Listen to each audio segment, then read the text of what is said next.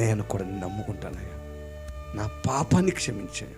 ఏ రోజు అలా అడగలేకపోయాడు. ఏ రోజు ఏం చేశాడు తెలుసా? ఒరేయ్ 2 సంవత్సరాల లోపల ఉన్న పిల్లలందరినీ చంపేయండి రా. కసి, ఎంత కోపమో తెలుసా ఏ రోజుకి. ఓ పక్కన గర్వం, ఓ పక్కన కసి. ఎంత కసి అంటే చంపేయండి రా, చంపేయండి. మనలో కూడా చాలామందికి ఎంత కసి ఉంటుంది తెలుసా?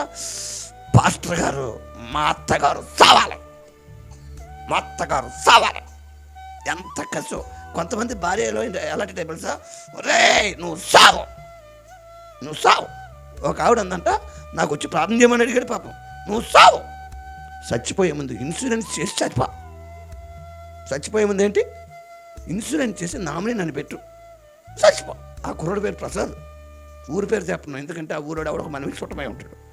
మరి మీరు లాడ్ చెప్పాడు అనుకో, నాకున్న మనసాన్ని తీసేద్దాం. దేవుడు నమ్ముకుంది అనుకోండి, ప్రసాద్ అని పేరు. సావు, నువ్వు సావు. చచ్చిపోయే ముందు ఇన్సూరెన్స్ చేసి చచ్చిపో, ఆ డబ్బులే నాకు వస్తాయి. చాలా దారుణమైన రోజుల్లో ఉన్నాం మనం. మీకు ఈ విషయాలు చెప్పి నేను త్వరగా ముగించేస్తాను. ఇంకో 5-10 నిమిషాల్లో ముగించేస్తాను. జాగ్రత్తగా నేనేం చెప్పాలనుకుంటున్నాను తెలుసా అమలారా? మానవుని జీవితంలో శాంతి సంతోషం లేక, బతికే దమ్ము లేక త్రాగుడికి బానిస అయిపోతున్నారు కొంతమంది వ్యభిచారానికి బానిస అయిపోతున్నారు. కొంతమంది ఈ మధ్యకాలంలో డ్రగ్స్కి, కొంతమందికి సినిమాలు పిచ్చి, సీరియల్ పిచ్చి, సినిమాలు పిచ్చి, సీరియల్ పిచ్చి, మందు పిచ్చి, డ్రగ్స్ పిచ్చి. ఇంకేమున్నాయి బాబు పిచ్చులు? ఇంకొని చెప్పు, ఇంకేమున్నాయి? నువ్వు చెప్పొచ్చుగా. ఆయన అనుకుంటున్నాడు అన్నీ నాకు ఉన్నాయి కదా సార్ అని నేను అన్నాను. ఈ రోజుకాలంలో ఒక భయంకరమైన పిచ్చి ఉంది, దానివల్ల జనాలు సర్వనాశనం అయిపోతున్నారు. నేను చెప్పనా, మీరు చెప్తారా? పోడి పిచ్చి. ఎంత బాగా చెప్పిందో, అనుభవంతో చెప్పింది ఆవిడ. ఫోన్ వచ్చాక సర్వనాశనం అయిపోయాయి.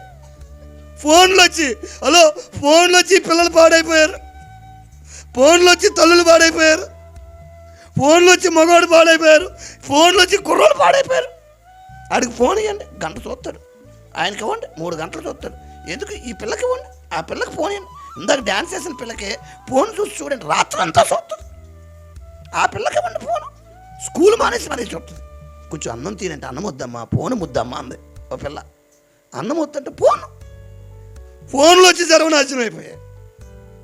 2 నెలల క్రితం 2 నెలల క్రితం జాతక నాడు 10వ తరగతి చదివే ఒక అమ్మాయి, 10వ తరగతి పాపం ఎంత ఘోరమైందో చూడండి. 2 నెలల క్రితం